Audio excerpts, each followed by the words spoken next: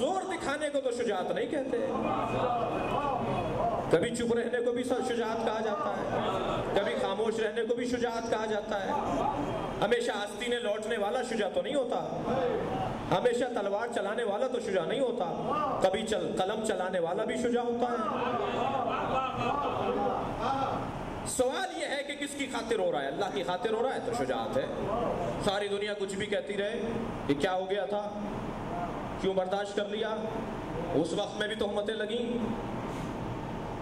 کہ علی کا مزاج جنگ کا نہیں رہا، ذوالفقار کو زنگ لگ گیا، علی اب بوڑھے ہو گئے. یہ باتیں اس وقت بھی کی گئی، ورنہ مجال تھی ان میں کہ ایسا کر جاتے. یہ میرے مولا نے 25 برس کے بعد جنگ جمل کے اندر تلوار اٹھا کے بتایا کہ نہ علی کے بازوؤں میں کمی آئی تھی، نہ علی کی ذوالفقار کو زنگ لگا تھا. وہی جنگ بدر یاد دلائی، وہی جنگ خیبر یاد دلائی.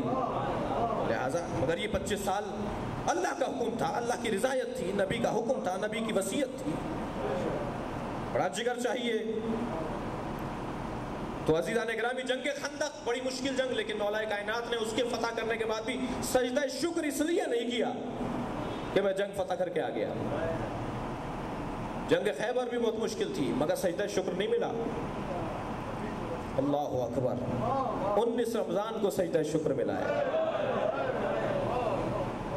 فزت ورب الکعبہ، یا ملا تھا شب ہجرت، یا ملا ہے 54 سال کے بعد مسجد کوفہ میں فزت ورب الکعبہ. فزت ورب الکعبہ کو اگر میں مولا کی فلسفہ حیات کے مطابق یوں کہہ دوں کہ جب مولا کے سر پہ ضربت لگی ہے تو مولا نے جو کہا نا فزت ورب الکعبہ، تو در حقیقت مولا نے کہا الحمدللہ. یہ فزت ورب الکعبہ یا فزت برب الکعبہ کو اگر کہہ دیں کہ مولا کی زبان سے نکلا الحمدللہ. علی بن ابی طالب نے یہ 54 سال، 64 سال کے شہید ہو رہے ہیں نا مولا، 54 سال، کیونکہ ہجرت اور پھر شہادت، اس کے بعد سجدہ کیا ہے. اس وقت نبی کے تحفظ کا جب یقین ہو گیا تو سجدہ کیا، اور جب نبی مکرم کی سیرت پر اور وصیت پر عمل مکمل کر لیا اللہ تو سجدہ شکر کیا. اس لیے کہ وہاں بھی نبی کی جان عزیز تھی، یہاں نبی کا مقصد عزیز تھا. اور علی بن ابی طالب کی پوری زندگی ان دونوں سجدوں کے درمیان اگر دیکھیں، دونوں شکر کے سجدوں کے درمیان دیکھیں تو مکمل نبی کی حیات کے مطابق ہے، نبی کی پسند کے مطابق ہے، نبی کی مرضی کے مطابق ہے. جیسا نبی چاہتے ہیں ایسے علی جی کر دکھا رہے ہیں. عزیز و بات کل آگے بڑھے گی اور اس عزا خانے کی آج یہ 3ری مجلس ہے. آج 19 رمضان ہے، ماہ رمضان کی 19ویں تاریخ ہے. آج حسن و حسین کا بابا زخمی ہے، زینب اپنے بابا کے سر پر پٹیاں رکھ رہی ہیں، ام کلثوم اپنے بابا کے طلبے سہلا رہی ہے، عباس اپنے بابا کا ہاتھ پکڑے بیٹھے ہیں، امام حسین اپنے بابا کے سامنے کھڑے ہیں، سارے بچوں نے اپنے بابا کو حلقے میں لیا ہوا ہے. امام حسن وارث علی ہیں، بڑے بیٹے ہیں، علی کی کائنات کا وارث حسن ہے. مہمان آ رہے ہیں، عیادت کرنے والے آ رہے ہیں. سب سے اگر ملاقات امام کوئی کر رہا ہے تو امام حسن کر رہے ہیں. دوسرا دن میرے مولا امام علی کے لیے بڑا سخت دن گزرا ہے، جو آج کا دن گزرا ہے. وہ جو کل ضربت والی رات تھی، اپنی بیٹی کے گھر سے نکلے،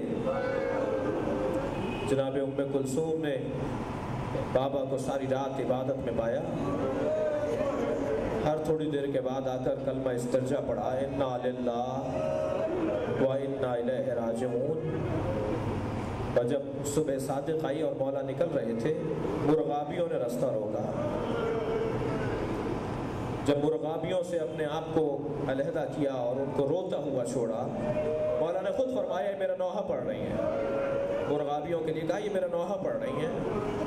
جب مرغابیوں کو، بطخوں کو مولا نے علیحدہ کیا، جیسے ہی دروازے سے گزرنے لگے، جناب ام کلثوم کے دروازے میں ایک زنجیر تھی جس سے دروازے کو باندھ دیا جاتا تھا۔ میرے مولا نے جب اس زنجیر کو کھولا اور دروازہ کھولنا چاہا تو وہ زنجیر فضا میں معلق ہوئی، وہ زنجیر فضا میں معلق ہوئی اور ایک مرتبہ مولا کی کمر میں لپٹ گیا۔ مولا نے بہت چاہا اسے چھڑانا، وہ چھوڑ نہیں رہی تھی، وہ لوہے کی زنجیر مولا کی کمر نہیں چھوڑ رہی تھی۔ فرمانے لگے ام کلثوم، تمہارے گھر کی دیواریں بھی، تمہارے گھر کے دروازے بھی، تمہارے گھر کے یہ لوہے کی زنجیر بھی مجھ پہ ماتم کر رہے ہیں۔ میرے مولا نے زنجیر کو کھولا، اب کیسے بیٹی رخصت کر رہی ہوگی یہ بیٹی کا جگر جانتا ہے۔ اجرکم اللہ، تکلف کر کے نہیں روئیں گے عزادارو، اپنی آوازوں کو آزاد چھوڑیں گے۔ آج اور کل کی سزا خانے کی مجلس ہے، کس پر گریہ کر رہے ہیں؟ حسن و حسین کے بابا کو گریہ ہے۔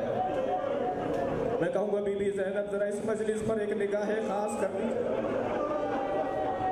بی بی شام سے ذرا اس عزاداروں کے مجمع پر بھی نگاہ دوڑائیے۔ یہ لوگ آج رو رہے ہیں آپ کے بابا کو۔ گھر سے باہر نکلے میرے مولا، مسجد میں آئے، آنے کے بعد میرے مولا نے، چونکہ صبح کاذب تھا، وقت صبح کاذب کا تھا، میرے مولا نے مسجد میں سوئے ہوئے لوگوں کو جا کر جگانا شروع کیا۔ ابن ملجم بھی ایک جانب اوندھا لیٹا ہوا تھا، اس نے اپنے پیٹ کے نیچے، سینے کے نیچے وہ تلوار چھپائی ہوئی تھی جس میں زہر لگا کر لایا تھا۔